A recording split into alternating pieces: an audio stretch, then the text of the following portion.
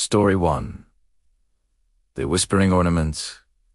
It was Christmas Eve, and the snow fell silently outside the old Victorian house I had just moved into. I had spent the whole day cleaning, decorating, and preparing the small living room. The Christmas tree stood proudly in the corner, adorned with twinkling lights and delicate ornaments. Stockings hung above the fireplace, each with a carefully stitched name. The fire crackled softly, and the warmth it radiated made the room feel almost alive. I thought this would be my first peaceful Christmas alone. I thought wrong. As the clock struck midnight, I heard faint footsteps upstairs. I live alone. My heart stopped. The sound was deliberate, slow, almost patient. I tried to convince myself it was the old house settling, but then, unmistakably, I heard a soft whisper calling my name. It was inside my room. I froze, every muscle tense. I grabbed the nearest object, a heavy candle holder, and slowly ascended the creaking stairs. Each step sounded like a warning. The darkness seemed to press against me, and I could feel a chill crawling up my spine. The hallway at the top was dark, moonlight barely illuminating the worn carpet. The whispering grew louder. It came from my bedroom. My hand shook as I reached for the doorknob. The door creaked open, and I froze. The room was empty except for a single Christmas ornament on the floor. I hadn't placed it there. The ornament was old, its paint chipped and cracked. Inside, there was a photograph of a smiling child I did not recognize. Primera picked it up, and instantly, the temperature dropped. My breath became visible in the dim light. The lights flickered.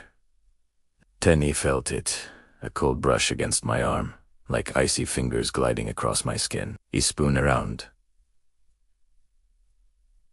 Shadows danced across the walls, moving impossibly fast. The whisper returned. "Thank you for letting me stay." I dropped the ornament. It shattered, sending tiny shards skittering across the floor. The shadows seemed to pulse with a life of their own. I tried to scream, but no sound came out. My vision blurred as I backed toward the door. The whispering intensified, now echoing from every corner of the room. I stumbled, hitting the wall, and for a moment, the world seemed to tilt. Hours later, I woke up in the living room. The tree lights were off, and the broken ornament was gone. I couldn't explain how I had ended up there. I packed my belongings and left the house immediately. To this day, every Christmas, I receive a single ornament in the mail. No sender, no note, just a cracked ornament with a child's face. I hear the whispering sometimes at night, soft and insistent.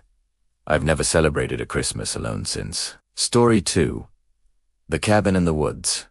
The second story begins with a family gathering in a remote cabin, deep in the woods. Snow blanketed the ground, and strings of Christmas lights twinkled from the windows. The children's laughter filled the air, echoing off the surrounding trees. Everything felt cozy and warm, the perfect winter holiday. That night, while everyone slept, I heard scratching at the front door. My husband insisted it was a raccoon or some stray animal.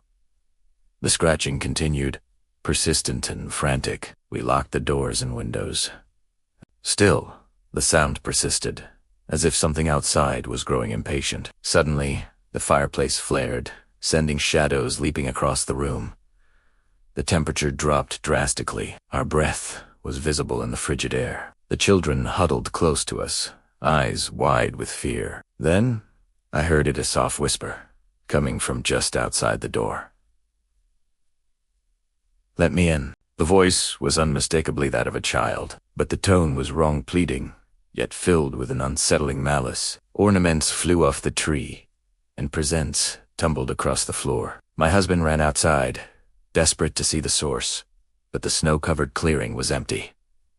No footprints, no sign of life. In the morning, we discovered tiny footprints leading to the cabin, but none leading away. They were child-sized, but twisted, unnatural, as if they belonged to something that should not exist. We left the cabin immediately, never to return. Even now, every Christmas Eve, I hear the faint scratching at my window, and sometimes that whispering voice calling my name. I have learned that some places, some nights, are never safe. The woods remember. The snow remembers. And sometimes, the shadows come to claim their due.